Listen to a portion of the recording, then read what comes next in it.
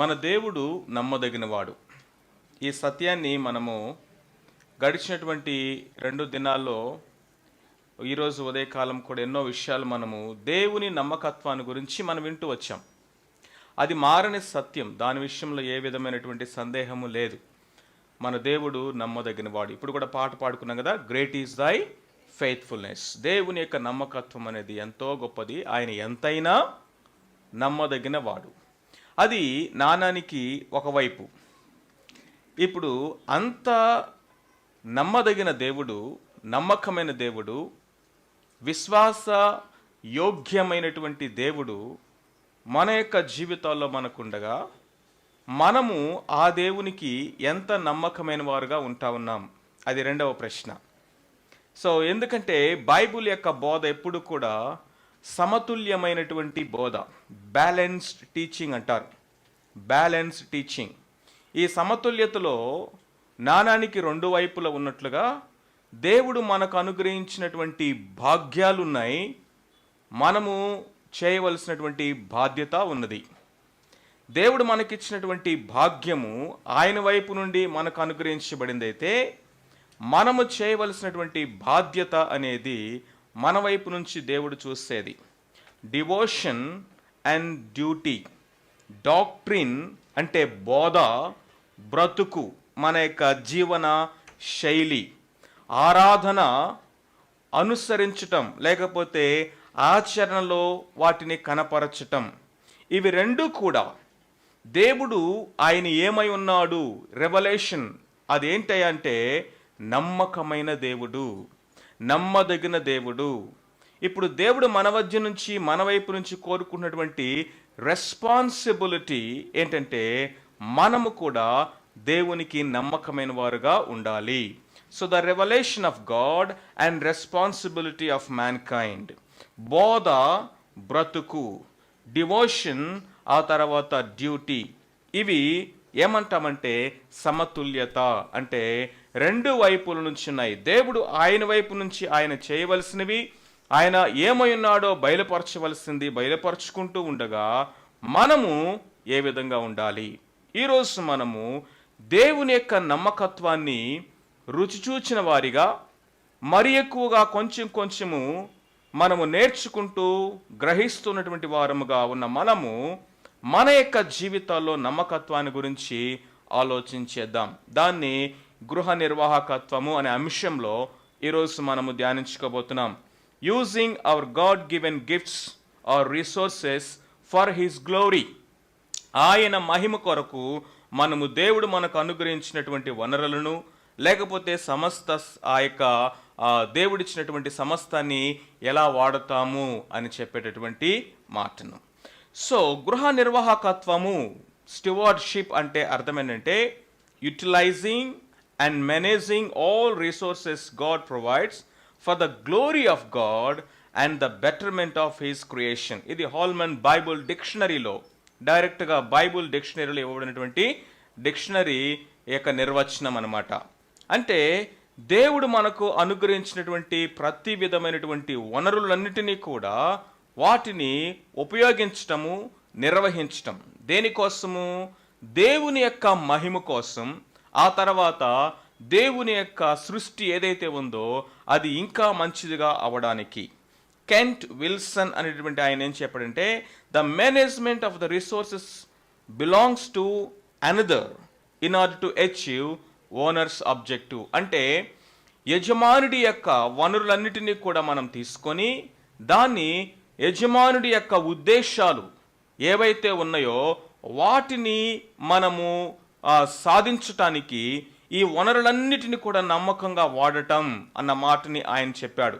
తెలుగులో సింపుల్గా చెప్పాలంటే యజమాని ఇచ్చిన వనరులన్నిటినీ విశ్వనీయతతో నిర్వహించి వృద్ధి చేసి ఆయనకేం చేయాలట? లెక్క అప్పగించాలి. దీని తెలుగు డెఫినేషన్ని ఇంకొంచెం ఎలాబొరేటెడ్గా నేను రాసుకున్నాను.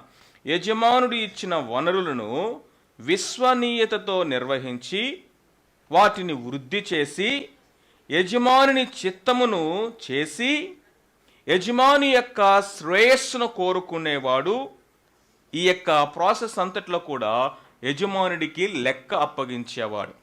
ఈ డెఫినేషన్లో ఎన్ని మాటలు మీరు గృహ నిర్వాహకత్వానికి చాలా ప్రాముఖ్యమైనవని మీరు అనుకుంటున్నారు, పట్టుకున్నారు? మళ్ళీ ఒకసారి చదువుతాను. ఈ నిర్వచనంలో ఉన్నటువంటి ప్రాముఖ్యమైనటువంటి పదాలేంటో మీరు పట్టుకోవాలి. ఒకసారి మళ్ళీ చదువుదామా? యజమానుని ఇచ్చిన వనరులను విశ్వనీయతతో నిర్వహించి వాటిని వృద్ధి చేసి యజమానుని యొక్క చిత్తమును చేసి యజమానుడి యొక్క మేలు కొరకు, శ్రేయస్సు కొరకు వాటిని ఉపయోగించి వాటన్నిటి విషయంలో యజమానుడికి లెక్క చెప్పేవాడు ఎవరట?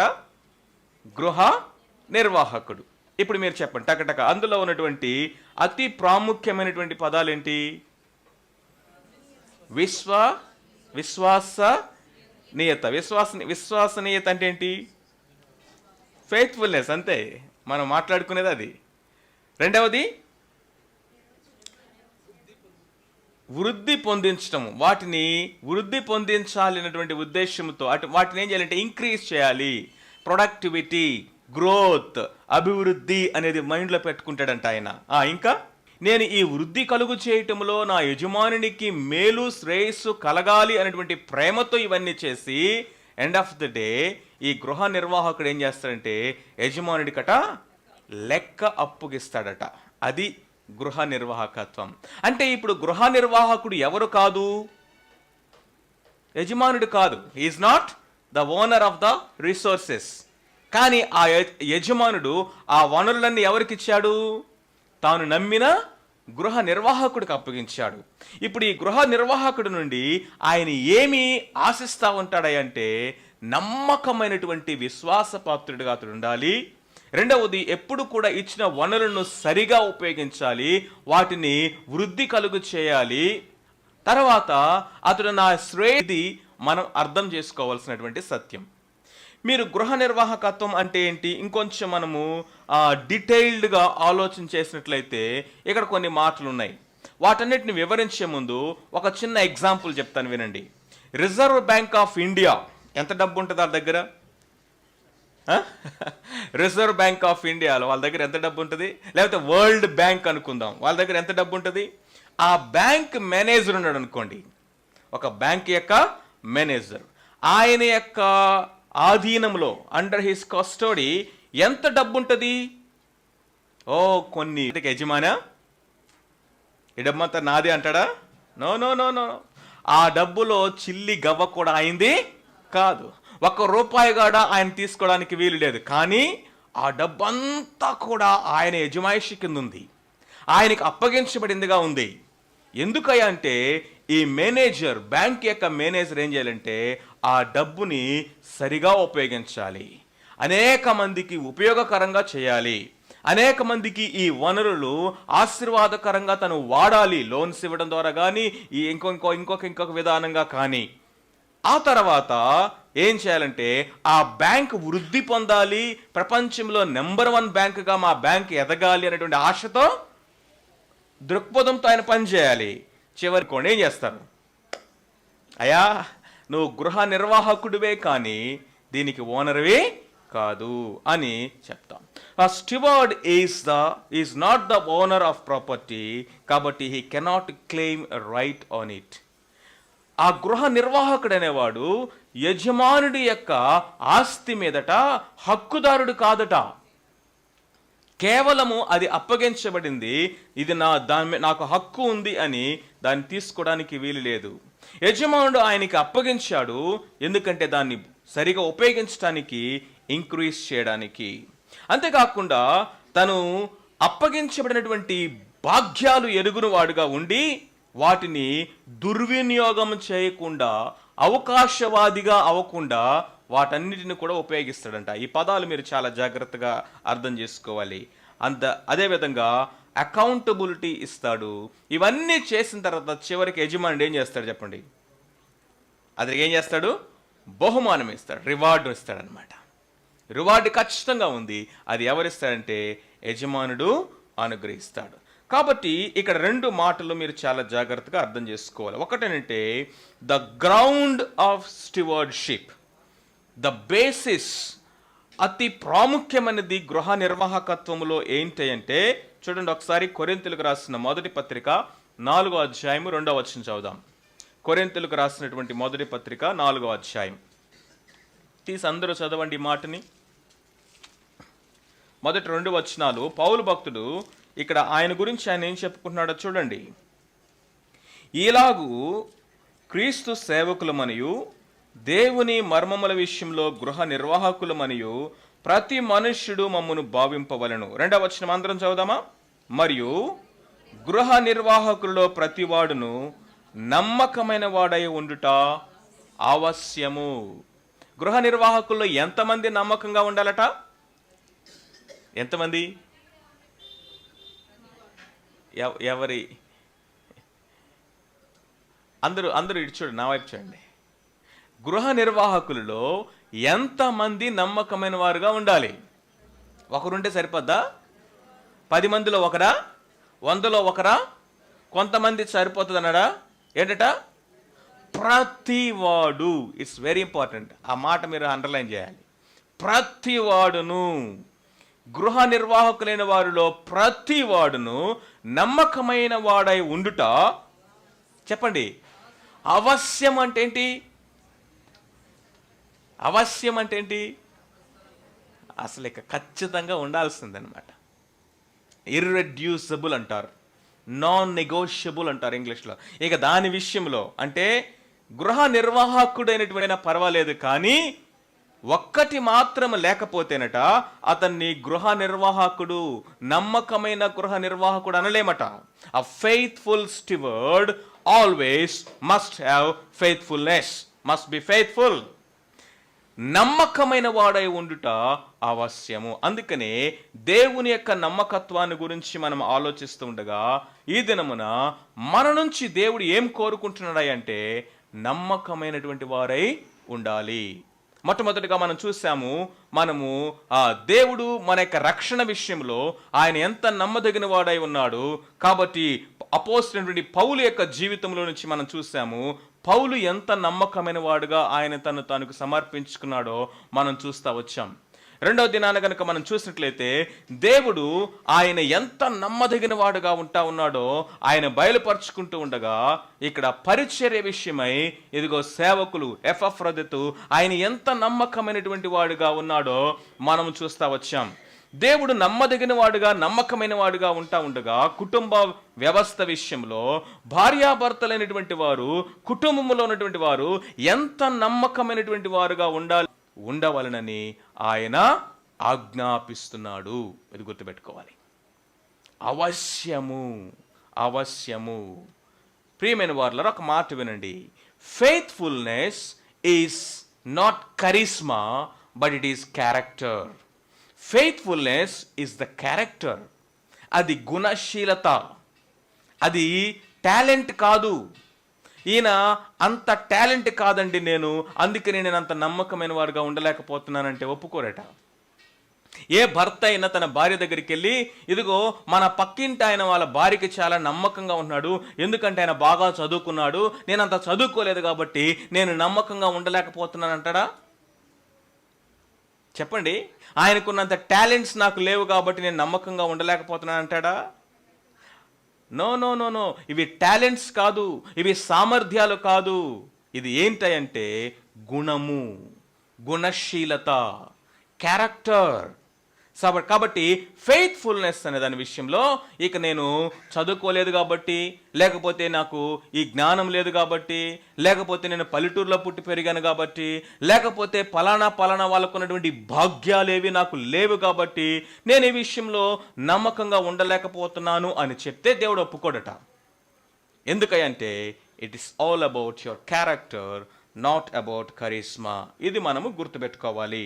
అందుకనే గృహ నిర్వాహకత్వం అనేది దేవుడు ప్రతి ఒక్కరూ నమ్మకమైన గృహ నిర్వాహకులుగా ఉండటం అనేది అవశ్యమని ఆయన చెప్తా ఉన్నాడు. 2 విషయాలు మనం నేర్చుకుంటూ వచ్చాం ఇప్పటి వరకు. ఏంటంటే గాడ్ ఈజ్ ద ఓనర్. సమస్తమునకు యజమాని ఎవరు? సమస్తమునకు యజమాని ఎవరు చెప్పండి? దేవుడే సమస్తమునకు యజమాని అయి ఉన్నాడు. God is the owner. కీర్తన గ్రంథం 24:1 చదవండి. కీర్తన గ్రంథము 24:1.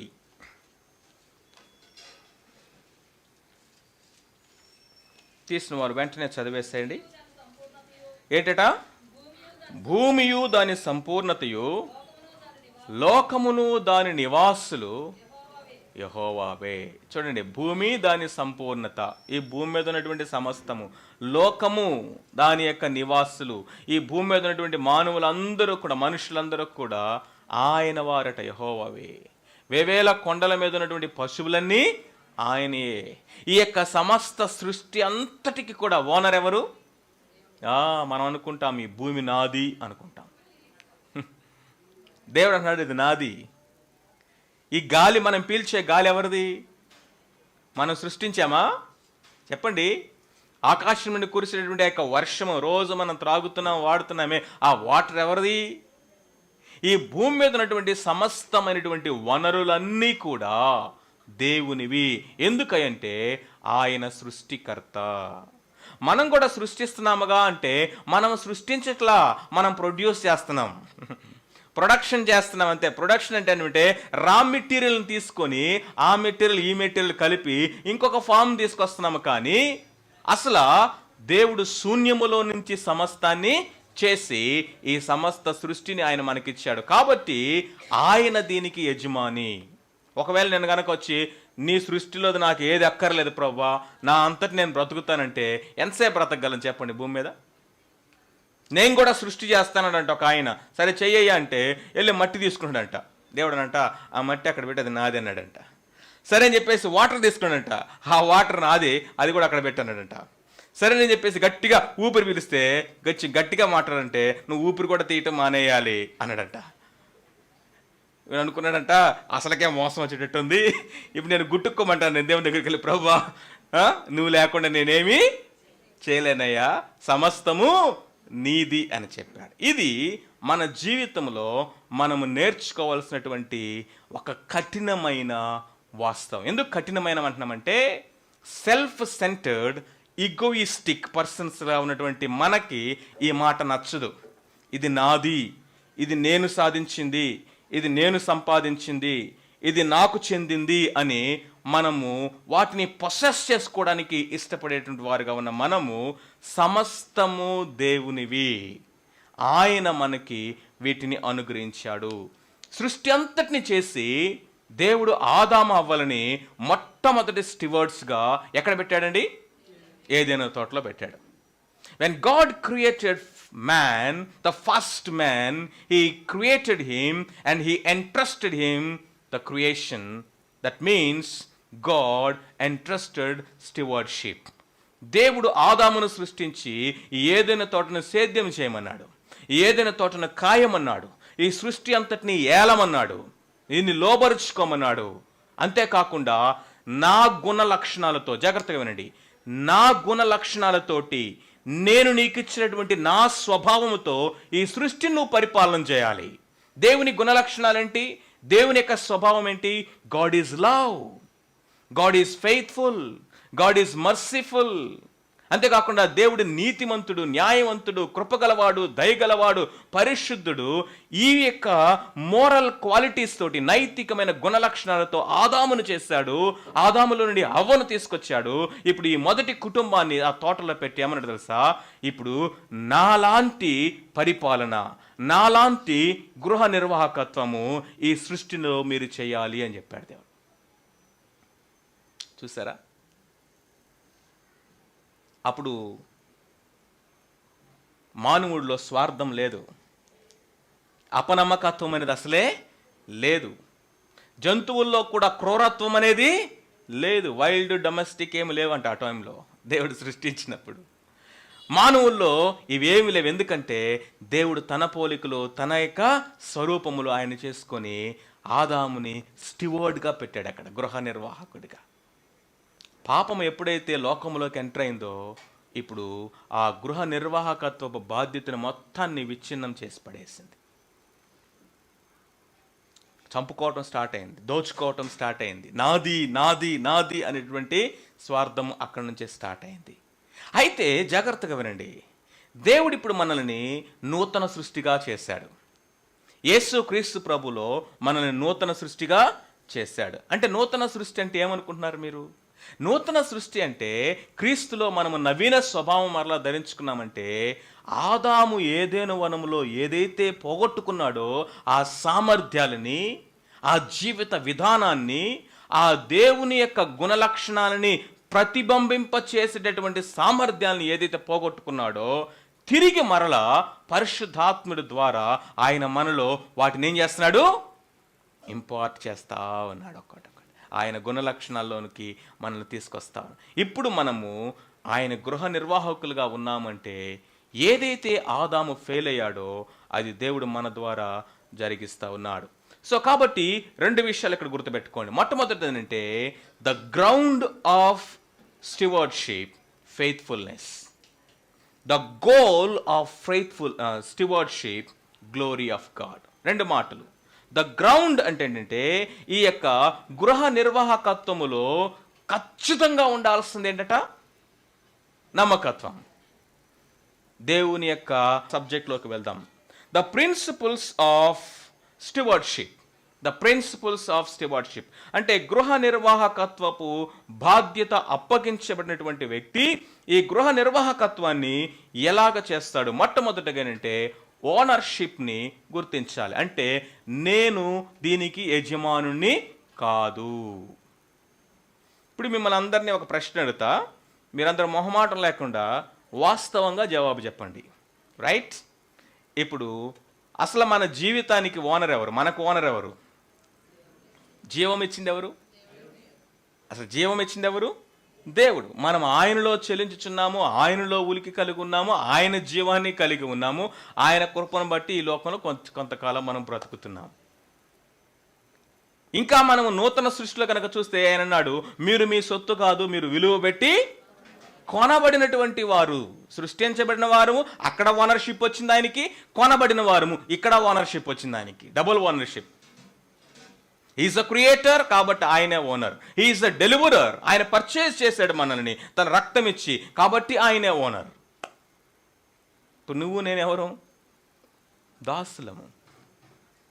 రెండవది, మన పిల్లలకు విషయంలో ఓనర్ ఎవరు? ఇప్పుడు నోట్లో నుంచి మాట రావట్లా. దేవుడు మనకిచ్చిన పిల్లలకి యజమాని ఎవరు? ఓనర్ ఎవరు? భలే చెప్తాంలే, ఆయనే. కానీ ఆయన ఎలా చూస్తున్నాం మనం? వారిని ఎలా పెంచుతున్నాం మనం? వారిని ఎలా ట్రీట్ చేస్తున్నాం మనము? వీరికి దేవుడి యజమానుడు, గర్భఫలము యెహోవా ఇచ్చు బహుమానము. ఆయన ఇచ్చినటువంటి బహుమానమట. మనం తెచ్చుకుంది కాదు, మనం కొనుక్కున్నటువంటి పిల్లల టాయ్స్ కాదు, వెళ్ళి మార్కెట్లోకి వెళ్ళి కొనుక్కొచ్చుకోవడానికి. పిల్లలు ఏదో ప్రొడక్షన్ కాదు, ఆ మెటీరియల్ ఈ మెటీరియల్ కలిపేసి ఇంకొక మెటీరియల్ ఆ కంపెనీలో మెషిన్లో తయారు చేయడానికి. ఆయన స్వాస్యము, the inheritance of God and the gift of God is children are of God. ఆయన సొత్తు. అందుకనే ఫరో కుమార్తె అంటుంది మోషే యొక్క తల్లితోటి, ఇదిగో ఈ బిడ్డను నా కొరకు పాలిచ్చి పెంచుమంటుంది. ఇంతకు కన్నది ఎవరు? మోషే తల్లి.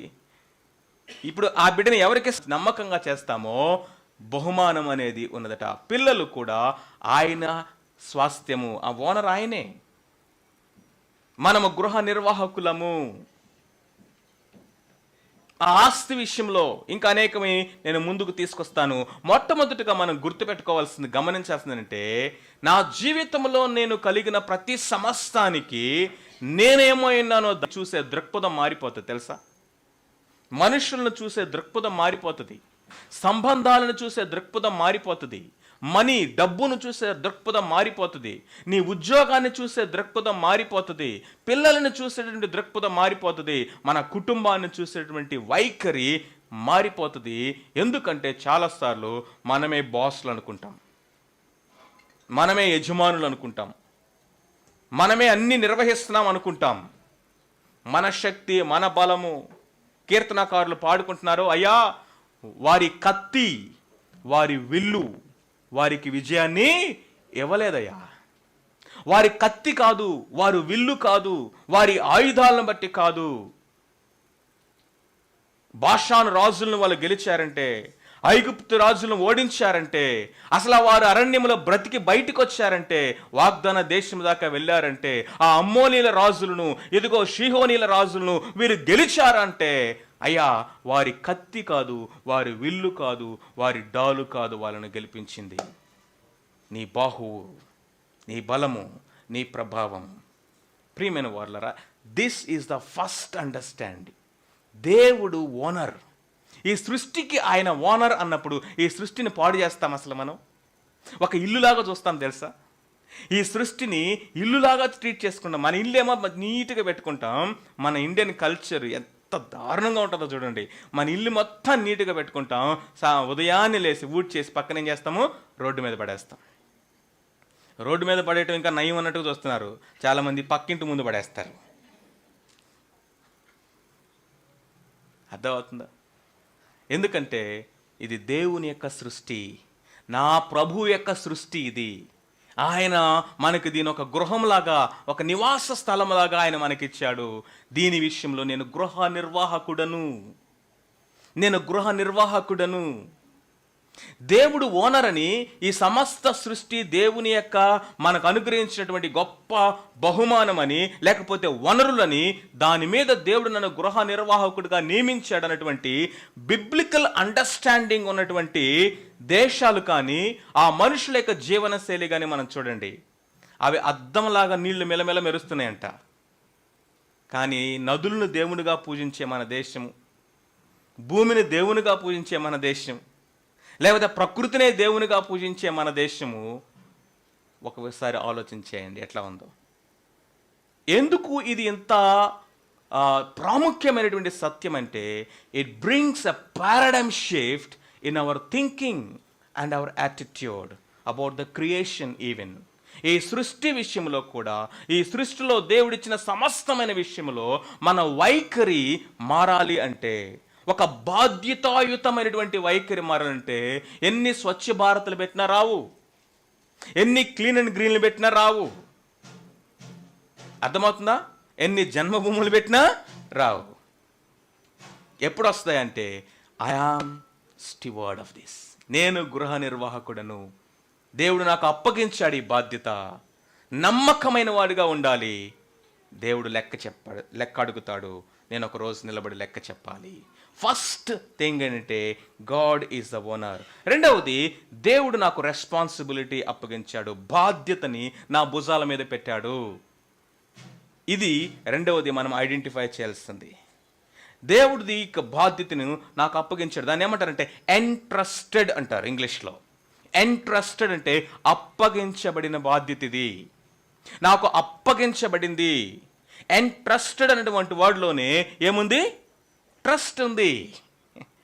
మనము నమ్మదగిన వారమైనప్పటికీ ఆయన నమ్మదగిన దేవుడు కనుక మనల్ని ఏం చేస్తాడంటే, మనం నమ్మదగిన వారిగా ఎంచి మనకి బాధ్యతని అప్పగించాడు. గృహ నిర్వాహకత్వపు బాధ్యత ఆయన మనకు అప్పగించాడు. ఇది మనుషులు అప్పగించింది కాదు. ఈవెన్ గవర్నమెంట్ వ్యవస్థలు కూడా అప్పగించింది కాదు. ఏ విషయాల్లో అనేది తర్వాత నేను చెప్తాను. ఇది ఎవరు అప్పగించారంటే, చెప్పండి ఎవరు? దేవుడు. ప్రైమరీగా మనం ఎవరికి లెక్క అప్పచెప్పవలసిన వారమై ఉన్నాము? దేవునికి. ఇవి మన హృదయంలోకి, మనసులోకి, మన ఆలోచనలోకి కొంచెం లోతుగా వెళ్ళాలి. ఎందుకంటే ఇవి foundations. These are the principles. మూడోదిగా కనుక మనం చూసినట్లయితే, దేవుడు నాకు అప్పగించిన ప్రతి బాధ్యత వెనక దానితో పాటు ఏముంది? అకౌంటబిలిటీ. అకౌంటబిలిటీ అంటే ఏంటి? లెక్క అప్పగించవలసినటువంటి జవాబుదారీతనం ఉన్నది. దేవుడు నన్ను అకౌంటబుల్గా నియమించాడు, దానికి లెక్క చెప్పాలి. ఓనర్ ఆయన, నేను మేనేజర్ని, నేను సూపర్వైజర్ని, నేను ఇంకా కొన్ని పదాలు ఏమేమి వాడారు తెలుసా? స్టివార్డ్ అనడానికి పాటర్ అంట. పాటర్ అంటే ఏంటి? ఎవరు? రైల్వే స్టేషన్లో చాలా ఎక్కువ లగేజ్ ఉందనుకోండి, అవన్నీ దించడానికి ఒక ఆయన వస్తాడు, రెడ్ డ్రెస్ వేసుకొని, ఇక్కడ ఒక బిల్లు ఒకటి కట్టుకొని, బ్రాంజ్ కలర్ది. ఏమంటారు వాళ్ళని? కూలీ అంటారు. ఇంగ్లీష్లో పాటర్ అంటారు, అంటే ఆ లగేజ్ని మోసేవాళ్ళు. ఇప్పుడు రైల్వే స్టేషన్లో ఒక ఆయన ఏం చేస్తాడంటే, పెద్ద పెద్ద ఖరీదైనటువంటి బ్యాగులు, భుజాన పెట్టుకొని అవి పెట్టుకొని తగిలించుకొని వెళ్తా ఉన్నాడు. ఇప్పుడు ఎవరైనా ఆ లగేజ్ మొత్తం అయిందా? పోర్టర్ అంటే ఏంటంటే తెలుసా, ఆ లగేజ్ మొత్తానట ఎక్కడ కూడా ఏ చిన్న డ్యామేజ్ కూడా జరగకుండా సురక్షితంగా వాళ్ళని ఏం చేయాలట, ఆ యజమానుడికి అప్పగిస్తారు. ట్రైన్ దిగిన దగ్గర నుంచి తర్వాత ఆ యొక్క కారు దగ్గర వెహికల్ దగ్గరికి వెళ్ళే వరకు కూడా ఆ లగేజ్ మొత్తాన్ని జాగ్రత్తగా ఒకటి కూడా మిస్ అవ్వకుండా, అవి డ్యామేజ్ అవ్వకుండా, మరలా తను స్వార్థంగా కొంచెం నొక్కి జేబులో వేసుకోకుండా, ఏది తను నమ్మకంగా తను తీసుకొచ్చి ఎవరికి అప్పగిస్తాడు? ఓనర్కి అప్పగిస్తాడు. ఇది మోసింది నేను కదా అంటాడా? ఇప్పుడు ఓనర్ ఏం చేస్తాడు? నమ్మకంగా, తర్వాత ఏది మిస్ అవ్వకుండా, డ్యామేజ్ అవ్వకుండా నువ్వు తీసుకొచ్చి సర్వ్ చేస్తున్నందుకు ఏం చేస్తాడు? అది రివార్డ్ ఇస్తాడు, అతనికి ఇవ్వాల్సినటువంటి కూలీ ఇస్తాడు. ఈ పదాలు వాడబడ్డాయి. గృహ నిర్వాహకత్వం అనే దానికి ఈ పదాలు వాడబడ్డాయి. మేనేజర్ అని, సూపర్వైజర్ అని, తర్వాత పార్టర్ అని, సర్వెంట్ అని. వాళ్ళకి అకౌంటబిలిటీ ఖచ్చితంగా ఉంటుంది. ఏదైనా మిస్ అయిందనుకోండి, నిలదీసి అడుగుతాం అక్కడ. అండ్ ఫైనల్గా రివార్డ్, దానికి ఏమన్నది? బహుమానం. ఇది టేబుల్కి 4 కాళ్ళు ఎట్లాగో ఈ స్టివార్డ్షిప్, గృహ నిర్వాహకత్వానికి ఈ 4 ప్రిన్సిపల్స్ అనేవి చాలా ప్రాముఖ్యమైనవి. ఆల్రెడీ మనం చాలా విషయాలు విన్నాం. కొన్ని వచనాలు కనుక మనం జాగ్రత్తగా చూసినట్లయితే ఆల్రెడీ చూసాం కదా, భూమి దాని సంపూర్ణత నాది, భూనివాసులందరూ యెహోవా వారని ఆయన యొక్క వాక్యం సెలవిస్తూ ఉంది. So belonging to the lord, ప్రభువుకి చెందినటువంటి వారు భూమి మీద, everything under heaven is mine, అంటే ఆకాశం కింద ఉన్నదంతా నాది అని దేవుడు చెప్తా ఉన్నాడు. అంతేకాకుండా వెండి నాది, బంగారము నాది అని సర్వశక్తి కలిగినటువంటి దేవుడు సెలవిస్తా ఉన్నాడు. ఆయనే సమస్తమునకు అధికారి, ఆయనే సమస్తమునకు యజమాని, ఆయనే మనకు వీటిని అప్పగిస్తా ఉన్నాడు. కాబట్టి ఆయన యజమాని అన్న విషయాన్ని మనం అర్థం చేసుకోవాలి. రెండవదిగా దేవుడు మనకి వాటిని అప్పగించాడు కాబట్టి మనకేముందంటే బాధ్యత ఉన్నది. As a steward we have been entrusted with a sacred responsibility. ఈ మాట చాలా జాగ్రత్తగా ఉండండి. సేక్రెడ్ రెస్పాన్సిబిలిటీ, ఇది పరిశుద్ధమైనది, ఇది ఘనమైనది. అసలు దేవుడు మనకి ఆ బాధ్యత ఇవ్వటమే గొప్ప, మనల్ని ఆయన ఎంచుకోవటమే గొప్ప. ఆ యొక్క ఘనమైనటువంటి బాధ్యతను మనకు అప్పగించి, ఎందుకంటే to manage God's resources in a way that align with his will, ఆయన చిత్తమునుతో సరితూగేదిగా, సరిపోయినదిగా, ఆయన చిత్తమును అనుసరించినదిగా మనము ఆయన ఇచ్చినటువంటి వనరులన్నిటినీ కూడా వాడి ఆయన ఉద్దేశాలు నెరవేర్చేటటువంటి బాధ్యత మనకు అప్పగించాడు. ఇప్పటివరకు చాలా విషయాలు విన్నారు కదా, ఇంకా ఎక్కువ చెప్తే మీకు నిద్ర వచ్చేటట్టుంది. ఇప్పుడు ఒక పని చేద్దాం, ఇప్పుడు ఒక వాక్య భాగంలోకి వెళ్దాం రండి. మత్తయి సువార్త 25వ అధ్యాయం. ఒకసారి మీ బైబిల్స్ ఓపెన్ చేయండి. మత్తయి సువార్త 25వ అధ్యాయం 14వ వచనం నుంచి అక్కడ ఒక ప్యాసేజ్ ఉంది, రైట్? సో సిస్టర్స్ ఎక్కువ మంది ఉన్నారు కాబట్టి మీరు మత్తయి సువార్త 25వ అధ్యాయం పట్టుకోండి. మత్తయి సువార్త 25వ అధ్యాయము ఎన్నో వచనం వరకు? అది 14వ వచనం నుండి 30. ఓకే, ఆ వచనం ఒకసారి మీరు అక్కడ ఏముందో తెలుసు కదా మనకి. తలాంతుల ఉపమానం. ఒకరికి 5 తలాంతులు, ఒకరికి 2 తలాంతులు, మరొకరికి 1 తలాంతు. ఆ యజమానుడు తలాంతులు ఇచ్చాడు. ఆయన దేశాంతరం వెళ్ళాడు. నేను వచ్చి మిమ్మల్ని లెక్క అడుగుతాను అని చెప్పాడు. అయితే వీటిని ఏం చేయాలి మీరు? వృద్ధి మన డెఫినేషనే మొత్తం ఇదంతా, ఆ ప్యారబుల్ అంతా డెఫినేషనే. వృద్ధి కలుగు చేయాలి మీరు అని చెప్పేసి వెళ్ళిపోయాడు. ఇప్పుడు 5 తలాంతులు ఇచ్చినవాడు మరి 5 చేశాడు, 2 తలాంతులు ఇచ్చినాడు మరి 2 సంపాదించాడు. 1 తలాంతు ఇవ్వబడిన వాడు ఏం చేశాడు? వాటిని తవ్వి భూమిలో పాతి పెట్టాడు. యజమానుడు వచ్చి ఏమడిగాడు? లెక్క అడిగాడు. వాళ్ళు ఒక్కొక్కరు నుంచోబెట్టి వరుసగా వచ్చి లెక్కిస్తూ ఉంటే ఈ 1 తలాంతు ఇచ్చిన వాడు ఏమన్నాడు? అయ్యా, నేను భయపడ్డాను, నువ్వు కఠినుడు అని, విత్తన చోట కోయివాడు అని, చల్లని చోట పంటను కూర్చుకునేటటువంటి కఠినాత్ముడు అని నాకు తెలుసు. నువ్వు నన్ను చాలా కఠినంగా డీల్ చేస్తావని నాకు భయం వేసింది. ఒకవేళ ఏదైనా చేస్తే ఇది కూడా పోయిందనుకో, రేపొద్దున నన్ను మీరు కఠినంగా శిక్షిస్తావేమని అనుకున్నాను. కాబట్టి రిస్క్ తీసుకోవటం ఎందుకని రూపాయి నీకు ఇస్తున్నాను, ఇదిగో నీవిచ్చిన తలాంతని ఆయన చేతిలో పెట్టేశాడు. వీళ్ళనేమో బలా నమ్మకమైన మంచి దాసుడు అన్నారు, వీడినేమో సోమరైన చెడ్డ దాసుడు అన్నాడు. వీరేమో ఆయన సంతోషంలో, ఆయన రెస్ట్లో, మహిమలో వీళ్ళు పాలుభాగస్తులయ్యారు. వీడికేమో ఏంటి దుఃఖము లేకపోతే వేదన మిగిలిపోయింది. వీడికేమో కలిగిన వారికి ఇంకా దేవుడిచ్చాడు, కలిగిన వారికి మరలా ఇచ్చాడు. ఇప్పుడు చెప్పండి, ఫస్ట్ టైం ఆయన దూరదేశానికి వెళ్ళేటప్పుడు 5 తలాంతులు ఇచ్చిన వాడికి ఎన్నున్నాయి? 5 ఇంట్రెస్ట్ చేశాడు. ఇప్పుడు మేబీ రెండోసారి ట్రిప్కి వెళ్తున్నాడు అనుకుందాం. రెండోసారి ట్రిప్కి వెళ్తూ వెళ్తూ 5 తలాంతులు ఇచ్చినటువంటి వాడికి ఇప్పుడు ఎన్ని ఇచ్చాడు? మీరు జాగ్రత్తగా పారబుల్ అర్థం చేసుకుంటే 10 కూడా కాదు, 11 ఇచ్చాడు. ఈడిది కూడా తీసేసి ఆయనకే ఇచ్చాడంట. 2 తలాంతులు ఇచ్చిన వాడికి ఎన్ని ఇచ్చాడు? మరి ఇంకో 2, 4 ఇచ్చింటాడు, ఇంకా ఎక్కువ ఇచ్చింటాడు. We don't know. అర్థమవుతుందా? కొంచెంలో నమ్మకంగా ఉన్నటువంటి వాడికట ఆయన గొప్ప వాటి మీద వాడిని ఇంట్రెస్ట్ చేస్తానని అక్కడ చివరిలో ఆ పారబుల్లో మనం చూడటం మనం గమనిస్తాం. అర్థమవుతుందా? సో ఈ సోమరైన చెడ్డదాసు దగ్గర నుంచి ఉన్నది కూడా తీసివేయబడింది అని ఆ పారబుల్ను అట్లాగా అద్భుతంగా మనం ఎండ్ చేస్తాం. సో అది మీ పారబుల్. ఇప్పుడు బ్రదర్స్ రండి, 12వ అధ్యాయం, లోకాసు వార్త 12వ అధ్యాయం. లోకాసు వార్త 12వ అధ్యాయము 41 నుంచి 48 వరకు చదువుదాం. ఈ 2 ప్యాసేజెస్లో నుంచి the mind set of a steward, good steward and a bad steward, ఇవి కొంచెం జాగ్రత్తగా అర్థం చేసుకోవడానికి ఒక బైబిల్ స్టడీ చేద్దాం మనం. ఓకేనా? బైబిల్ స్టడీ అంటే ఏం చేయాలి? మీరు ఎక్కువ స్టడీ చేయాలి, నాకు చెప్పాలి. ఓకే? సో మీరు కష్టపడతారని చెప్పేసి మీకు సమ్మరీ కూడా ఇచ్చేస్తాను. లూకాసు వార్త 12వ అధ్యాయం చూడండి, 41వ వచనం నుండి అక్కడ ఏం చూస్తున్నాము చదువుదాం. అప్పుడు పేతురు, ప్రభువా, ఈ ఉపమానం మాతోనే చెప్పుచున్నావా, అందరితోనూ చెప్పుచున్నావా అని ఆయనను అడుగగా, ప్రభు ఇట్లెను, తగిన కాలమున ప్రతివానికి ఆహారము పెట్టుటకు యజమానుడు తన ఇంటి వారి మీద నియమించినట్టి నమ్మకమైన బుద్ధిగల గృహ నిర్వాహకుడెవడు? ఎవను ప్రభు వచ్చి వాడు అలాగు చేయుచుండుట కనుగొనునో ఆ దాసుడు ధన్యుడు. అతడు తనకు కలిగిన దాని అంతటి మీద వానిని ఉంచునని మీతో నిజముగా చెప్పుచున్నాను. అయితే ఆ దాసుడు నా యజమానుడు వచ్చుటకు ఆలస్యము చేయుచున్నాడని తన మనస్సులో అనుకొని దాసులను కొట్టి తిని త్రాగి మత్తుగా ఉండసాగితే, వాడు కనిపెట్టిన దినములోను ఎరగని గడియలను ఆ దాసుని యజమానుడు వచ్చి వాని నరికించి అపనమ్మకస్తులతో వానికి పాలు నియమించును.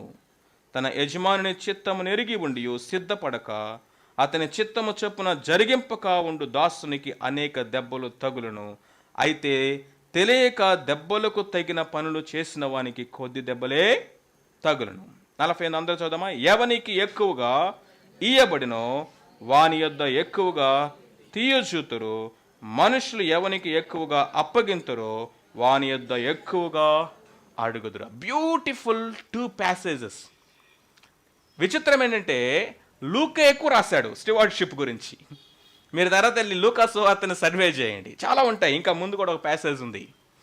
సో ఇప్పుడు బ్రదర్స్ ఈ ప్యాసేజ్లో నుంచి, సిస్టర్స్ ఈ ప్యాసేజ్లో నుంచి ఇప్పుడు కొన్ని థాట్స్ మనం గ్యాదర్ చేద్దాం.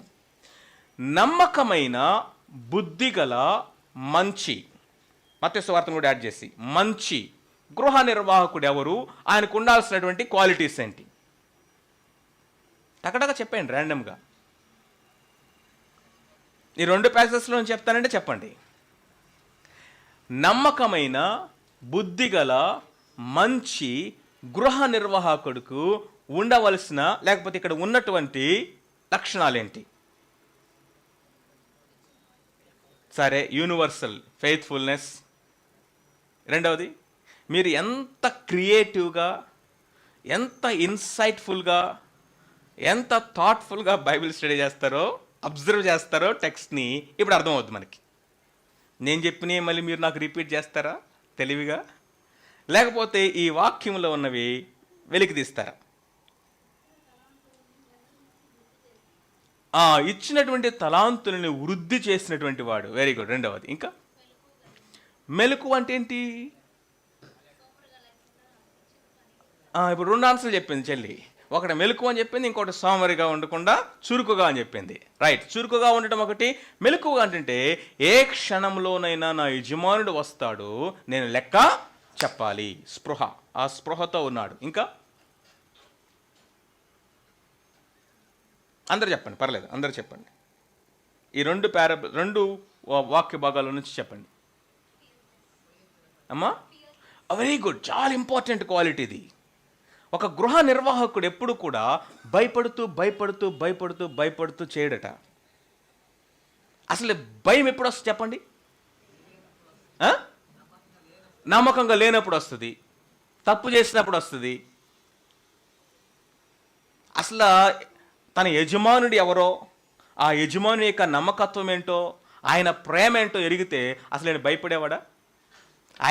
ఆయన గుణలక్షణాలు, ఆయన క్యారెక్టర్ ఏంటో నీకు తెలిస్తే ఏం చేస్తుండేవాడు? నేను ప్రయత్నం చేసినా లేదా అది ఒక్కటే చూస్తాడు ఆయన. నా శక్తికి మించి నా మీద ఆయన మోపడు, నేను చేయవలసిన పని నేను చేస్తా అని వెళ్ళి చేస్తుండేవాడు.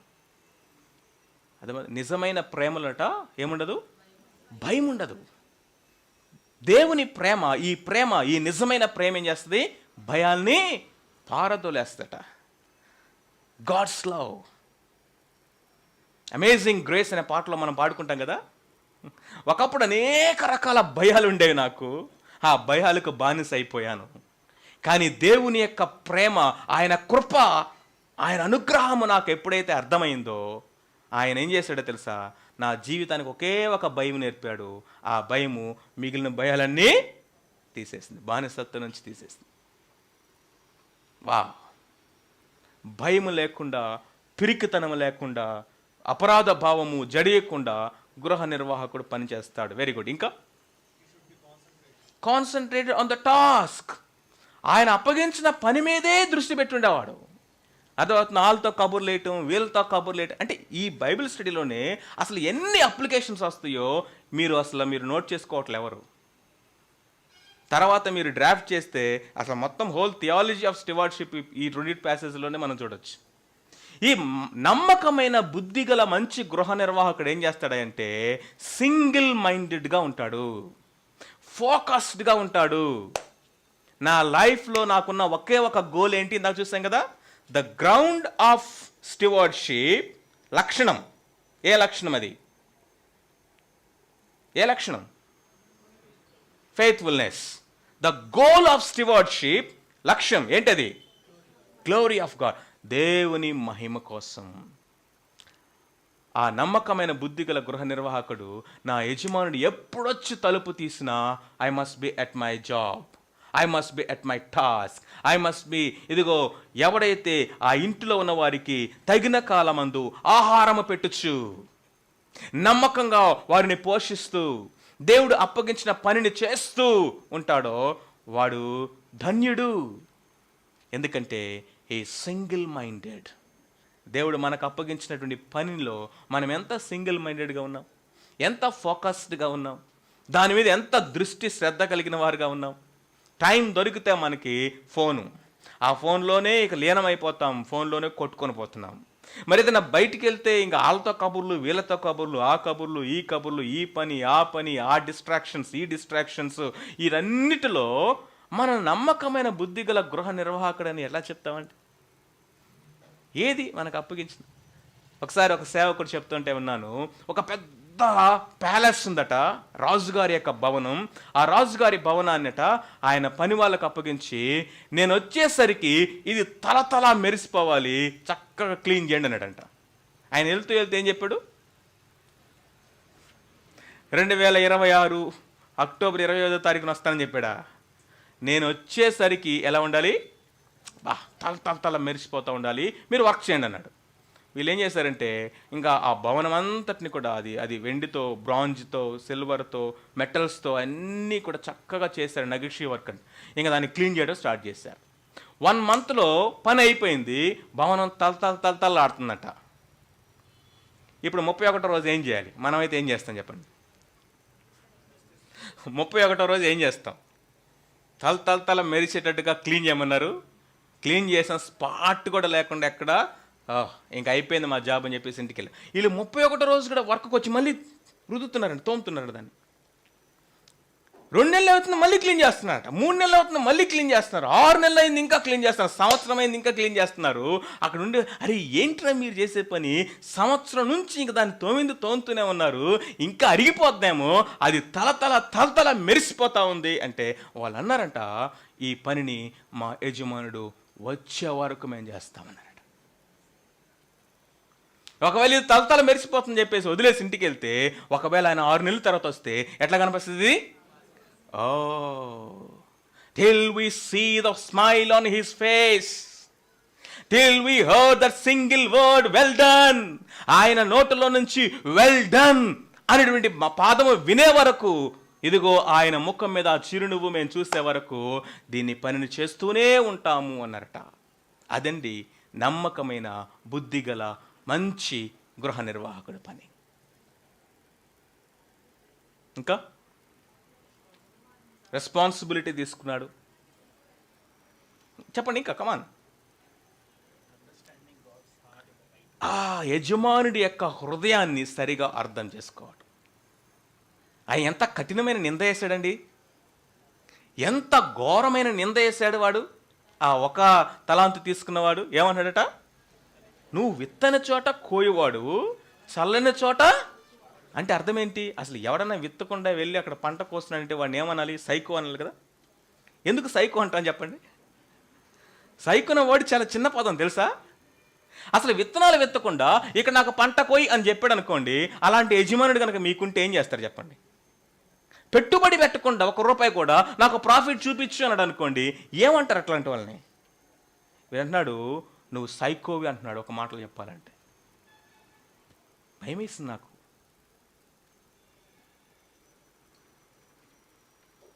What kind of understanding we have దేవుని పట్ల. సరే ఒక పని చేస్తా, ఇంకా ఇట్లా వెళ్తే మనకి సాయంత్రం 6 గంటల వరకు వెళ్ళేటట్టుంది. మీరు బైబిల్ స్టడీ చేయండి దీని మీద. నేను అబ్జర్వ్ చేసిన కొన్నివి టపటగా మీకు చెప్పేస్తాను. స్టివర్డ్స్ హార్ట్, అకౌంటెంట్ హార్ట్, 2 డిఫరెంట్ అండి. అకౌంటెంట్ దేని మీద మైండ్ పెడతాడు? మీరు అకౌంటెంట్ జాబ్లో జాయిన్ అయ్యారు అనుకోండి, సాయంత్రానికి మీ పని ఏంటి?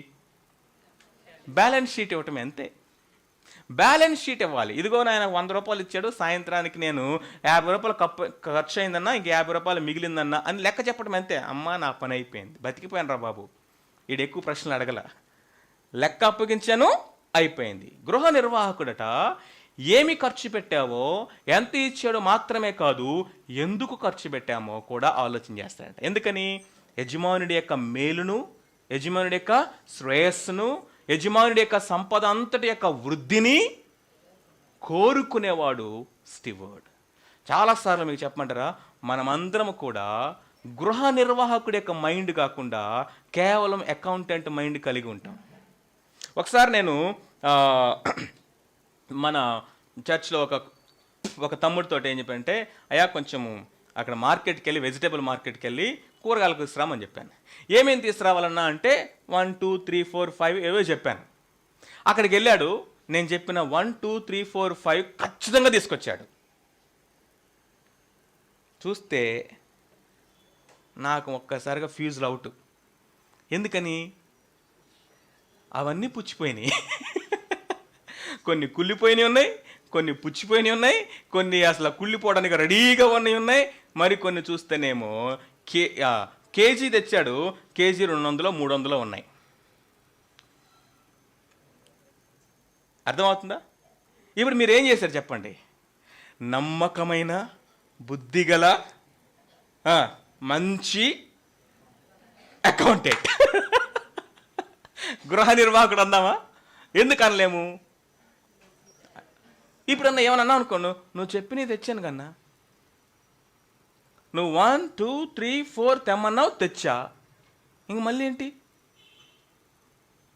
అయ్యా నువ్వు మంచి అకౌంటెంట్ అవుతావు కానీ మంచి గృహ నిర్వాహకుడువు కాలేవు. చాలాసార్లు మన మైండ్ సెట్ ఏంటో తెలుసా? అన్న చెప్పాడు, చేశాను, అయిపోయింది. ఎలా చేశాం? ఏ హార్ట్తో చేశాం? ఏ వైఖరితో చేశాం? ఏ విధమైనటువంటి ఎక్స్పెక్టేషన్తో మనం చేశాము? ఇవన్నీ కూడా ఎవరికి యాడ్ అవుతాయంటే గృహ నిర్వాహకుడికి. మొదటి ఇద్దరు కూడా వాళ్ళ గృహ నిర్వాహకులుగా ఉన్నాడు.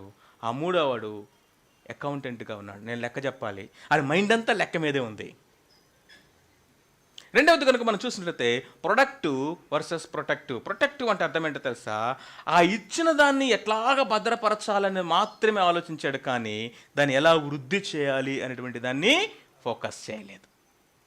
మన యొక్క పనిలోనే కాదు, జ్ఞానంలో దేవుడిచ్చిన స్కిల్స్ని వృద్ధి చేయాలి. ఇక్కడ చాలామందికి దేవుడు వరాలు ఇచ్చాడు, సామర్థ్యాలను ఇచ్చాడు, తలాంతులను ఇచ్చాడు, కానీ వాటన్నిటిని మనం ఏం చేసామంటే మూడో వాడిలాగా చక్కగా ఒక గుంట తవ్వి దాంట్లో పూడ్చిపెట్టేస్తాం. ఎందుకని? నేను వాళ్ళలాగా బాగా పాడలేనేమో. ఎందుకు అనవసరంగా పాడటం? నేను ఇంత బాగా పని చేయలేనేమో, ఎందుకు చేయటం, తిట్టించుకోవడం? చాలామందిని చూస్తూ ఉంటాను, ఈ పని చేస్తే కరెక్షన్ చెప్తారేమో, ఈ పని ఇలా కాదు అలా చేయాలని ఎవరైనా చెప్తారేమో అని చేయకుండా మానేసే వాళ్ళు చాలామంది ఉన్నారు. తప్పు చేస్తామనే భయంతో, కరెక్షన్ ఇస్తారేమనేటువంటి భయంతో, లేకపోతే వాళ్ళకంటే నేను బెటర్గా చేయలేనేమనేటువంటి ఇన్ఫీరియారిటీ తోటి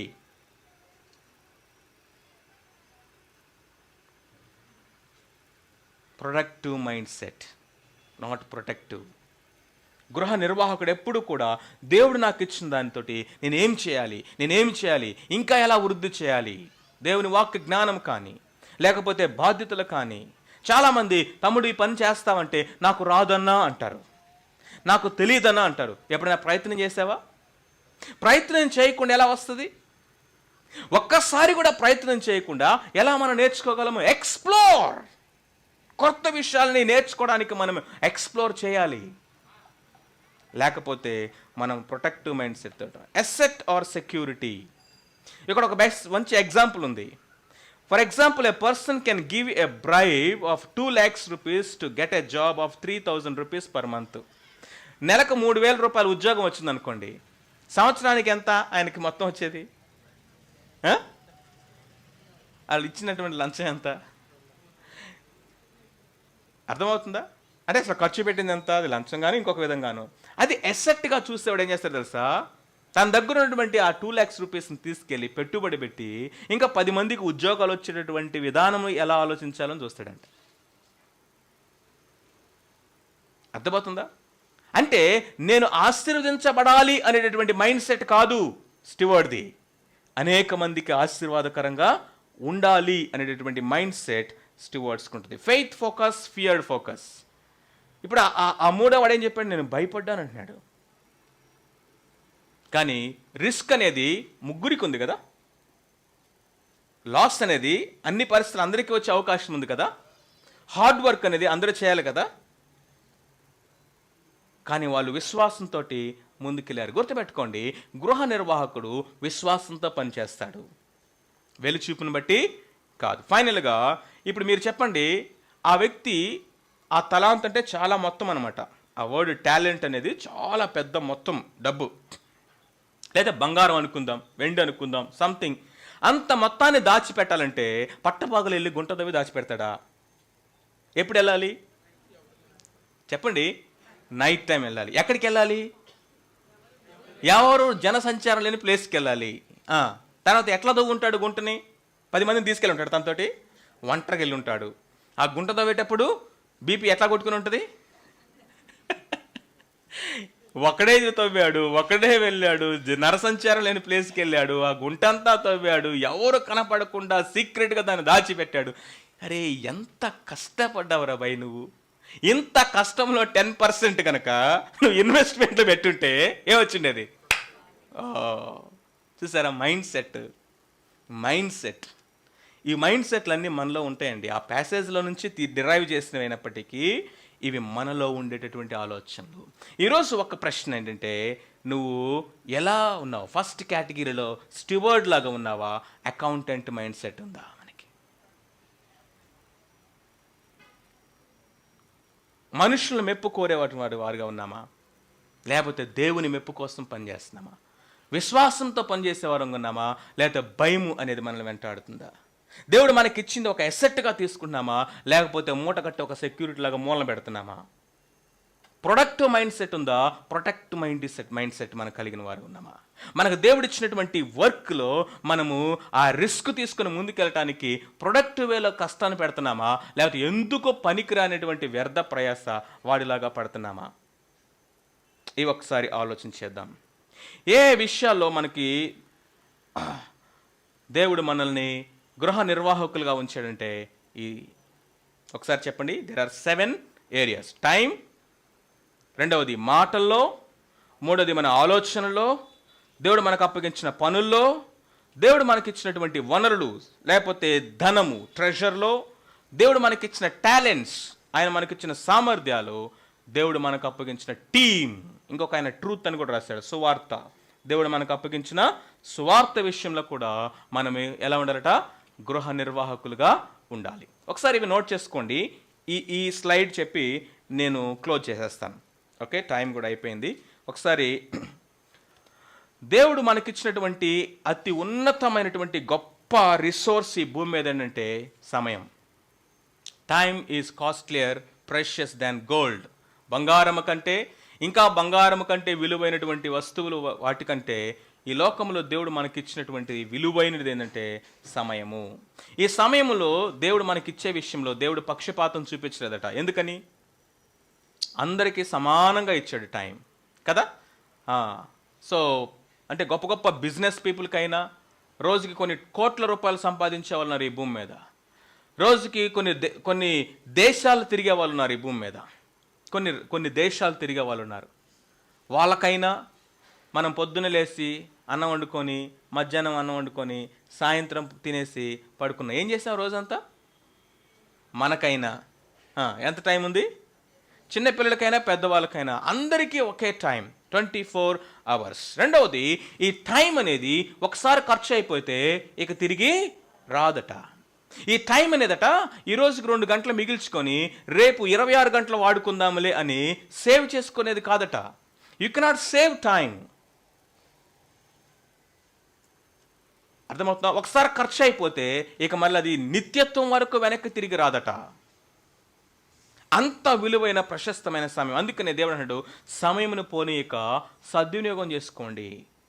మన యొక్క జీవితంలో మనకంటూ టు డూ లిస్ట్ ఒకటి ఉండాలి. రోజున పొద్దున్న లేవగానే రాసుకోవాలి. ఏం రాసుకోవాలంటే ఈరోజు నేను చేయాల్సిన పనులేంటి. ఒక వారం రోజులు దాన్ని ప్రాక్టీస్ చేయండి అందరూ. అది ఏ పనైనా సరే, ఎంత చిన్న పనైనా సరే. ఉద్యోగాలకు వెళ్ళే వాళ్ళే కాదు, బిజినెస్ చేసే వాళ్ళే కాదు, స్టూడెంట్సే కాదు, లేకపోతే సాఫ్ట్వేర్ ఇంజనీర్లే కాదు, ప్రతి ఒక్కరు, గృహిణులు కూడా, పెద్దవాళ్ళు కూడా ఈరోజు పొద్దున్న లేవగానే మనము ఏం పనులు ఈరోజు చేయాలి నోట్ చేసుకోండి. జీవితం ఆ రోజు ఎంత డ్రమాటిక్గా మారిపోద్దో. ప్రయారిటీస్ సెట్ చేసుకోవటము, ప్లాన్ చేసుకోవటము అనేది. అంతేకాకుండా మన సమయం ఎక్కడ వ్యర్థం అవుతుందో వాటిని ఐడెంటిఫై చేసి వాటిని చంపేయాలట, లేకపోతే అవి మనం చంపేస్తే అన్నాడు ఇందాక అంకుల్.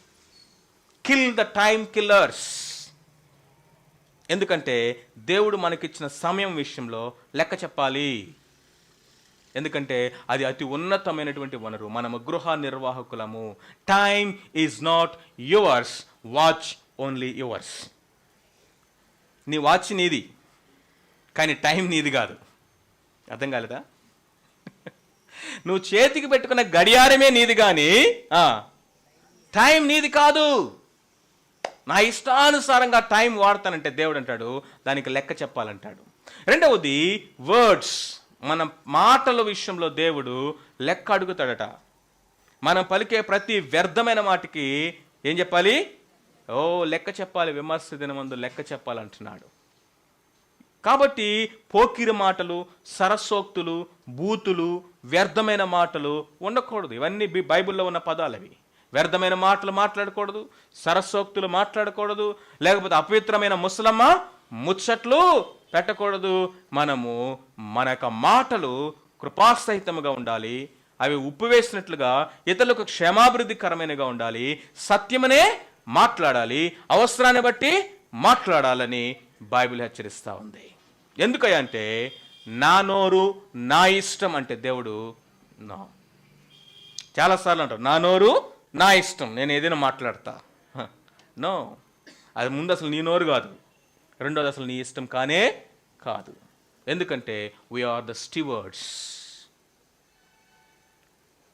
మూడోది మన థాట్స్, మన ఆలోచనల విషయంలో కూడా అరే ఇది ఎక్కడ గొడవండి, మాటలంటే ఒప్పుకున్నాం, మాట్లాడుతున్నాం కాబట్టి ఆలోచనలు కూడానా అంటే మన దేవుడు ఎవరంటే హృదయ అంతరింద్రియములను కూడా పరిశోధించేటటువంటి నీతి గల దేవుడట. మానవుని యొక్క ఊహ అంతయు కేవలము చెడ్డది. వారి తలంపులే కాదట, తలంపుల్లోని ఊహను కూడా దేవుడు చూస్తున్నాడు. Not only thoughts but even the intentions and the motifs behind the thoughts. మనం మాటల దాకా వస్తేనే గగనం అనుకున్నాం, ఆ మాటల నుంచి వచ్చి వెనక్కి థాట్స్ అన్నాడు. థాట్స్ అనేదే మనకి ఇక ఇంపాసిబుల్ అనిపిస్తే ఆ థాట్స్ వెనుకున్నటువంటి మోటివ్స్, ఇంటెన్షన్స్ అన్నాడు. ఊహించండి ఎట్లా ఉంది. మీకేమైనా అర్థమైందా? మాటలు క్రియల్లోనే మన జీవితము తలకిందులైపోతుంటే దేవుడు అన్నాడు ఆలోచనల గురించి మాట్లాడుతున్నాడు. ఆలోచనలే గొప్ప అనుకుంటే ఆ ఆలోచనల వెనకున్నటువంటి ఊహలు, తలంపులను కూడా దేవుడు, ఉద్దేశాలను కూడా బయటికి తీసుకొస్తున్నాడు. వాటన్నిటినీ పరిశోధిస్తాడట ఆయన. వాటన్నీ బయటికి వస్తాయి. ఏ స్కానింగ్ మిషన్ కూడా చేయలేదు, ఏ ఈసీజీ తీయలేదు బయటికి, ఏ సిటీ స్కాన్ తీయలేదు, ఏ ఎంఆర్ఐ బయటికి తీయలేదు దాన్ని.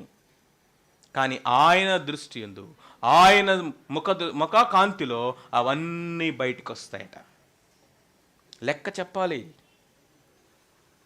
మనసులోనే ఉన్నాయి కదా, తలంపులోనే ఉన్నాయి కదా అనుకుంటే, మనుషులు ఎవరికి తెలియదు కదా అనుకుంటే దేవుని దగ్గర నిలబడాలట రేపు. అందుకనే పరిశుద్ధత అనేది చూపుల్లో, తలంపుల్లో కూడా మనం ప్రాక్టీస్ చేయాలి.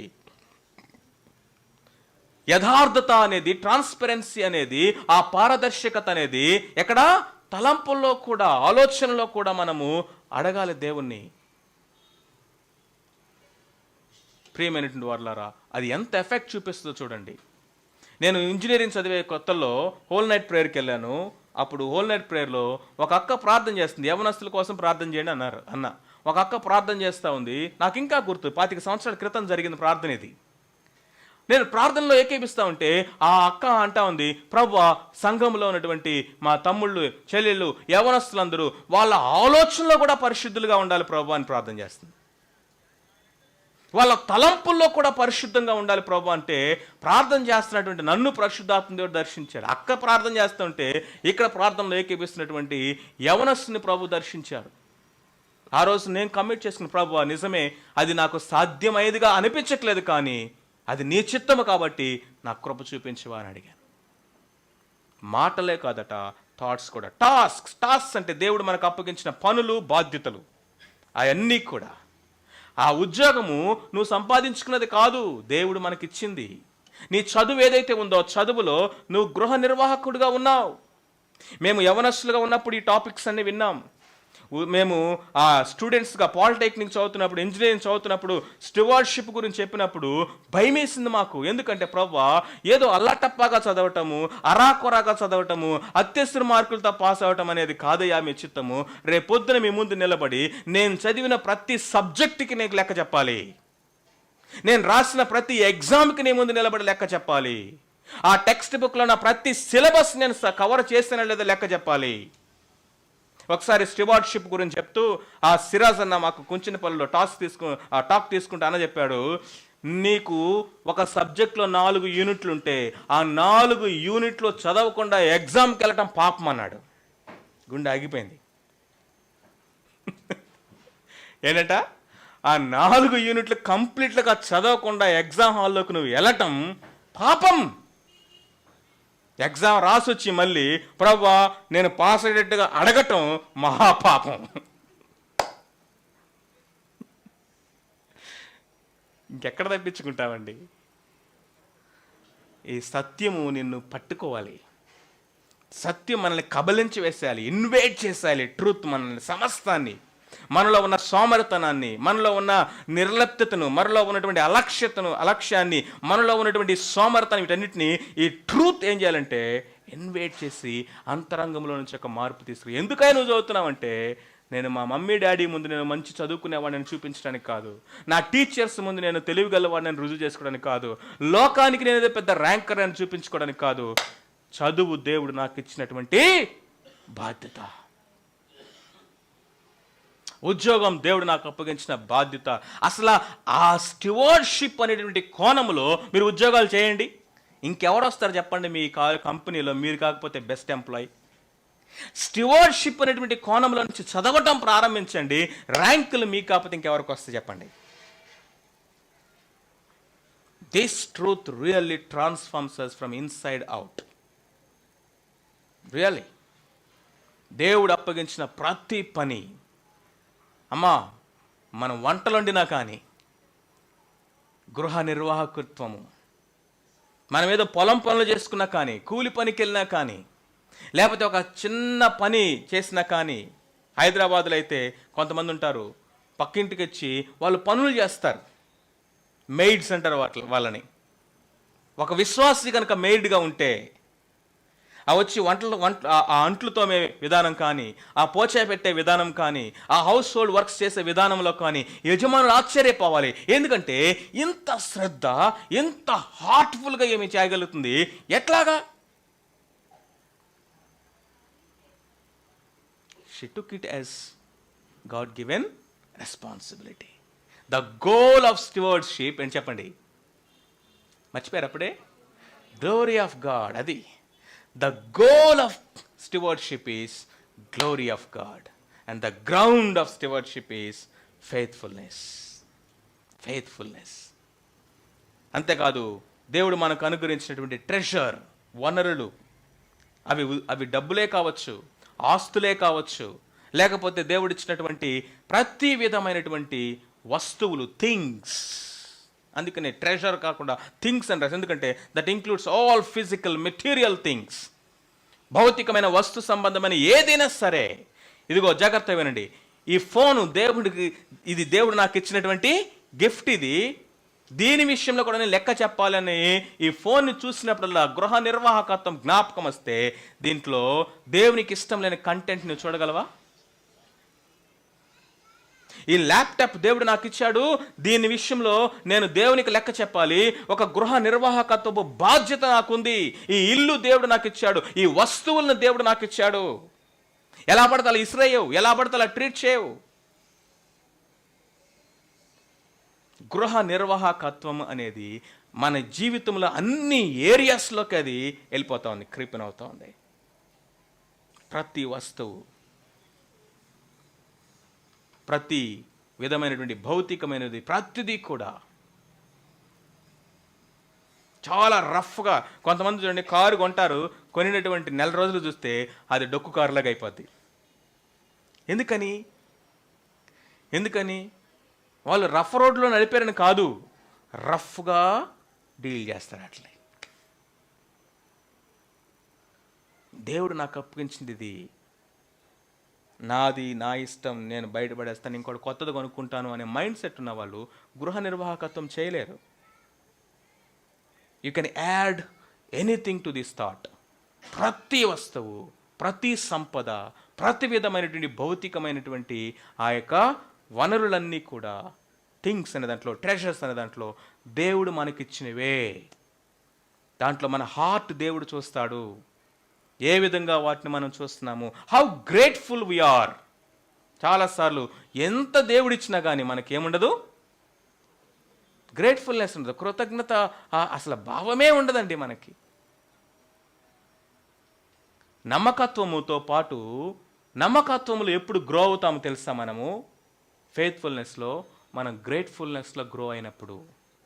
You start thanking God, you start praising God, you start worshiping God for small things. మేము బాగా స్టూడెంట్స్గా కొత్తలో ఉన్నప్పుడు, అంకుల్ మేము జర్నీలు చేసుకుంటూ వెళ్తుంటాం కదా, నార్త్ ఇండియా ఇక్కడికి వెళ్తూ ఉంటే సడన్గా ఆగి పెట్రోల్ కొట్టించేవాళ్ళం, లేకపోతే బండ్లకి డీజిల్ కొట్టించేవాళ్ళం. డీజిల్ కొట్టించేసి కారు నడుపుకుంటే స్టార్ట్ చేయగానే అంకుల్, ప్రభా పెట్రోల్ ఇచ్చినందుకు మీకు వందనాలని ప్రార్థన చేసేవాడు. మేము చిన్నపిల్లగా ఉన్నప్పుడు మాకు ఇదేంటి, పెట్రోల్ కూడా థ్యాంక్స్ చెప్పాలా? మళ్ళీ కొంచెం ముందుకెళ్ళిన తర్వాత అందరం బ్రేక్ఫాస్ట్ చేద్దాం ఆగండి అన్నారు. బ్రేక్ఫాస్ట్ చేసిన తర్వాత బ్రేక్ఫాస్ట్ ఇచ్చినందుకు థ్యాంక్స్ చెప్పి మళ్ళీ జర్నీ కంటిన్యూ అయ్యేది. నాకు అర్థమయ్యేది కదా అప్పుడు, ఏంటిది చాదస్తమా, వైరాగ్యమా, ప్రతి చిన్నదానికి కూడా థ్యాంక్స్ చెప్పాలి కదా. That's part of our life కదా, ఎవ్రీడే జరిగాయి కదా, దానికోసం కూడా దేవునికి థ్యాంక్స్ చెప్పాలా? ఏమో పెద్ద దేవుడు ఇచ్చింది ఏముంది అక్కడ అనుకునేవాడిని. కానీ గృహ నిర్వాహకత్వాన్ని గురించి ఆలోచిస్తూ ఉన్నప్పుడు దేవునికి సమస్తమునకు ఆయనే ఓనర్, ఆయన మంచితనంలో నుంచే మనం ప్రతిదీ కూడా పొందుకున్నామన్నప్పుడు you can't but thank God for every small things అండి. ఆ గ్రాటిట్యూడ్లో నుంచే, ఆ గ్రేట్ఫుల్నెస్లో నుంచే ఫెయిత్ఫుల్నెస్ అనేది గ్రో అవుతుంది. టాలెంట్స్, దేవుడు మనకిచ్చినటువంటి టాలెంట్స్, ఆ రెఫరెన్స్ ఒకడొకటి మనం చదువుతూ ఉంటే అవి మనకు తెలుస్తాయి. దేవుడు మనకిచ్చిన ప్రతి సామర్థ్యము మన స్వార్థం కోసం, మన పేరు కోసం, మనము ఇతరులకు చూపించుకోవడం కోసం కాదు, కానీ ఆయన మహిమ కోసము, రెండవది సంఘ క్షేమాభివృద్ధి కొరకు. కాబట్టి దానికోసం మనం వాడాలి. లేకపోతే దేవుడు లెక్క అడుగుతాడట. ఈయనంటాడు నేను సింగర్ అని చెప్పేసి ఒక టైటిల్ పెట్టుకొని, వర్షిప్ లీడర్ అని చెప్పేసి, లేకపోతే ఇంకొకటి పెట్టుకొని వాటిని బట్టి మనం విర్రవేయకూడదు. దేవుడు అంటాడు నేను ఇచ్చిన ప్రతి తలాంతు దేవుని మహిమ కోసము, సంఘ క్షేమాభివృద్ధి కోసము వాడాలి. అండ్ దెన్ టీమ్ ఏంటి? దేవుడట మనకి వస్తువులనే కాదట, వ్యక్తులను కూడా అప్పగిస్తాడట. చివరికి మాట వినండి, దీంతో క్లోజ్ చేద్దాం. దేవుడు వస్తువులనే కాదు, ఎవరిని అప్పగిస్తాడు? మనకి వ్యక్తులను కూడా అప్పగిస్తాడు. టీమ్. అసలు ఫస్ట్ టీం ఎవరంటే యువర్ ఫ్యామిలీ అంటే భార్యాభర్తలనే కాదు, మీరు కూడా, మ్యారేజ్ అయినటువంటి మీరు కూడా member of the families. So కాబట్టి రెండవది మన సహవాసం, రిలేషన్షిప్స్ అంటారు వీటిని. ఏం చెప్పండి? Relationships, all the relation, family relationship, spiritual family relationship, your work place relationship, social relationships, okay, ఇంకా మీ ఫ్రెండ్స్ వీళ్ళందరూ ఇంక్లూడ్ అవుతారు. దేవుడట వారిని మన జీవితంలోకి తీసుకొచ్చాడట, వాళ్ళని మనకు అప్పగించాడట. ఒకవేళ కనుక నువ్వు విశ్వాస వాళ్ళ అవిశ్వాసులైతే వారి రక్షణ విషయమై దేవుడిని లెక్క అడుగుతాడు. ఒకవేళ నువ్వు ఒక పేరెంట్స్గా ఉండి, తల్లిదండ్రులుగా ఉండి దేవుడు మేము పిల్లల్ని ఇస్తే వాళ్ళ విషయమై దేవుడు లెక్క అడుగుతాడు. మన బంధువుల విషయమై దేవుడు మన లెక్క అడుగుతాడు. నీ టీంలో ఉన్నారే వర్క్ ప్లేస్లో, వాళ్ళ కొరకు దేవుడు నేను లెక్క అడుగుతాడు. మన నైబర్స్ విషయంలో దేవుడు మన లెక్క అడుగుతాడు. These are the people God entrusted to us. యేసుక్రీస్తు ప్రభువారు మంచి గృహ నిర్వాహకుడుగా ఆయన యోహాను సువార్త 17వ అధ్యాయంలో అద్భుతమైన ప్రార్థన చేశాడు. ఇంటికి వెళ్ళి చదువుకోండి. అది గ్రేట్ హై ప్రీస్ట్లీ ప్రేయర్ అంటారు. ఆ హై ప్రీస్ట్లీ ప్రేయర్ని స్టివార్డ్షిప్ అనే విండోలో నుంచి మీరు చదవండి. ఆయన చేసిన ప్రతి మాటకి ఎంత అద్భుతమైన మీనింగ్. తండ్రి, నీవు నాకు అప్పగించినటువంటి వారిలో ఒక్కడు కూడా నశించిపోలేదు, నాశన పుత్రుడు తప్ప, వారందరినీ కూడా భద్రపరిచాను. షెపర్డ్, దావీదు ఎందుకు అతనిని దేవుడు ఎంచుకున్నాడు తెలుసా? రాజుగా ఉండడానికి. అతనికి అప్పగించిన గొర్రెలలో ఒక్కటి కూడా నశించిపోలేదట. సింహము నోట్లో నుంచి తీసుకొచ్చాడు బయటికి. ఏది? డెడ్ బాడీనా? చూసారా? ఒక్కటి కూడా. అరే, గొర్రె పిల్లనే ఇంత జాగ్రత్తగా సింహము నోట్లో నుంచి బయటికి తీసుకొస్తే వీడికి నా ప్రజలను అప్పగిస్తే ఎట్లా చూస్తాడు? ఒక గొర్రె పిల్లనే ఇంతగా ప్రాణం పెట్టి సింహముతో పోరాడి మరి దాన్ని సజీవంగా తీసుకొస్తే నా ప్రజలను అప్పగిస్తా. ఇప్పుడు కొంచెములో నమ్మకత్వం గొప్ప వాటి మీదకి తీసుకెళ్ళిపోయింది. అప్పగించినటువంటి వారిని, రిలేషన్షిప్స్ని చాలా చులకనగా చూస్తాం మనం, చాలా రఫ్గా డీల్ చేస్తాం. మాకు చిన్న వయసులోనే అన్నవాళ్ళు ఇవి నేర్పించారు. అర్థమవుతుందా? వాళ్ళ నోట్ల నుంచి ఒరే అనే మాట మేము ఇప్పటివరకు వినలా. 25 సంవత్సరాలు అయింది. వాళ్ళ సొంత పిల్లల్ని పిలవలా.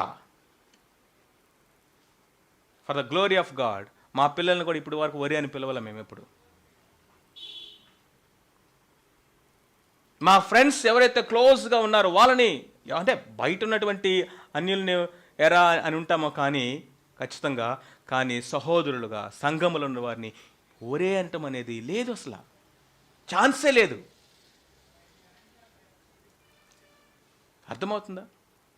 4 రోజులు క్లోజ్గా అయిపోయి తర్వాత బ్రేక్ అయిపోయే కాదు. ఇది జెంటిల్గా, పొలైట్గా, రెస్పెక్టబుల్గా, ఆనరబుల్గా సంబంధాలని కాపాడుకోవాలి, ట్రీట్ చేయాలి.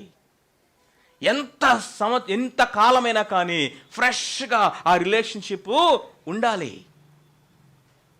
ఫెమిలియారిటీ క్రీప్స్ వాట్ కంటెంప్ట్ అంటారు. అంటే ఏంటి? ఫెమిలియారిటీ పెరిగే కొలది ముందు సార్ అన్నవాళ్ళు, తర్వాత ఏమండి అన్నవాళ్ళు, తర్వాత ఎరా అంటారంట. అది కాదండి. దేవుడు మనకు అప్పగించిన సంబంధాలు, దేవుడు మనకు అప్పగించిన ప్రజల విషయంలోట మనం గృహ నిర్వాహకులమట. వారి గురించి మనం లెక్క చెప్పాలి. అది ఆత్మీయంగా కావచ్చు, కుటుంబంలో కావచ్చు, ఫ్రెండ్స్ కావచ్చు, వర్క్ ప్లేస్లో కావచ్చు, బంధువులు కావచ్చు, హూ ఇట్ మే బి, లెక్క చెప్పాలి. వి ఆర్ గృహ నిర్వాహకులం. But we have no time. Case study మీరు చేయండి. యోసేపుని ఒక అద్భుతమైన గృహ నిర్వాహకుడిగా మనం చూడవచ్చు. ఇందాక చెప్పామే, ఆ 2 ప్యాసేజ్లో నమ్మకమైన బుద్ధిగల మంచి గృహ నిర్వాహకుడు అని మీరు కొన్ని క్వాలిటీస్ రాస్తారు కదా, అవన్నీ మీరు యోసేపుని చూడండి ఒకసారి. యోసేపు ఒక్క మాట అనండి, ఆ ఒక్క మాటతో యోసేపు యొక్క గృహ నిర్వాహకత్వాన్ని తేల్చిపడేద్దాం. ఎప్పుడైతే ఆ పోతీఫర్ భార్య అతన్ని ప్రతిరోజు అతన్ని ఇబ్బంది పెడుతూ శోధిస్తూ ఉందో, ఒకరోజు వచ్చి పట్టుకోగానే ఏమన్నాడండి? ఏమన్నాడు?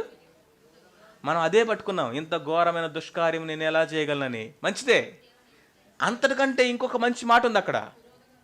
విరోధంగా పాపం చేయడం ఓకే, నిన్ను తప్ప నా యజమానుడు ఈ గృహములో ఉన్న సమస్తాన్ని నాకు అప్పగించాడు, అన్నిటి మీద నేను గృహ నిర్వాహకత్వము నాకు అప్పగించాడు, కానీ నిన్ను తప్ప.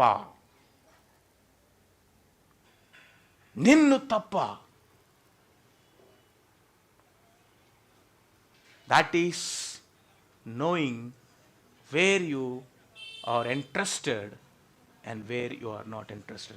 గీత గీసేసాడంతే. ఇది నాకు అప్పగించబడింది కాదు, ఇది నా బాధ్యత కాదు, ఇక నేను చేయి పెట్టడానికి వీల్లేదు. యజమానుడెంతో యజమానురాలువైన నువ్వు కూడా అంతే. నాకు ఆ యజమానుడు వెళ్తూ ఈ గృహంలో ఉన్న అన్ని నాకు అప్పగించాడు, కానీ నిన్ను తప్ప. కాబట్టి ఐ కాంట్ డూ దిస్. ఒకటి, దేవునికి భయపడ్డాడు.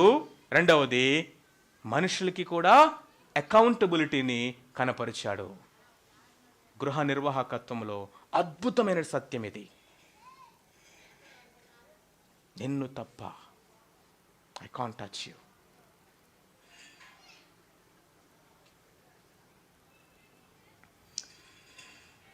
Principal of accountability. మనమందరము దేవుని న్యాయపీఠం ఎదుట నిలుతము, ప్రతి వాడును తన గురించి దేవునికి లెక్క అప్పగించవలను. రోమపత్రిక 14:10-12, కొరింథీయులకు రాసిన 2వ పత్రిక 5వ అధ్యాయంలో కూడా మనమందరము శరీరం ద్వారా జరిగించిన ప్రతి కార్యమును బట్టి, అది మంచిదైనా సరే చెడ్డదైనా సరే, దేవుని ఎదుట లెక్క అప్పగించాలి. రివార్డు ఉంది. 4వది, ఇదిగో ఆయన త్వరగా వచ్చుచున్నాడు, వాని క్రియలు చొప్పున ప్రతి వానికి ఇచ్చుటకు నేను సిద్ధపరిచిన జీతం నా యొద్ద ఉన్నదని ప్రభు చెప్తున్నాడు. నేను త్వరగా వచ్చుచున్నాను, వాని క్రియల చొప్పున. సో కాబట్టి let us make a commitment before God. Lord, దేవుని దగ్గర ఒక మంచి కమిట్మెంట్ తీసుకుందాం. ప్రభువా, ఇదిగో నేను ఒక మంచి గృహ నిర్వాహకుడిగా, బుద్ధి కలిగినటువంటి గృహ నిర్వాహకుడిగా, నమ్మకమైనటువంటి గృహ నిర్వాహకునిగా మీరు నన్ను అప్పగించినటువంటి ప్రతి విషయంలో నేను ఉండటానికి నాకు సహాయం చేయి. దేవుడి నమ్మకమైన వాడని మనం విన్నాం, మనం పాడుతున్నాం, మనం ఆరాధిస్తున్నాము, ఆయన్ని స్తుతిస్తున్నాం, కొనియాడుతున్నాం. ఆ ఎరగటం అనేది, ఆ రెవల్యూషన్ అనేది ఒక రెస్పాన్సిబిలిటీలోకి మనం తీసుకెళ్ళాలి. అదేంటంటే, ఆ దేవునికి నేనెంత నమ్మకమైన వానిగా ఉన్నాను. తలలు వంచండి, ప్రార్థన చేసుకుందాం.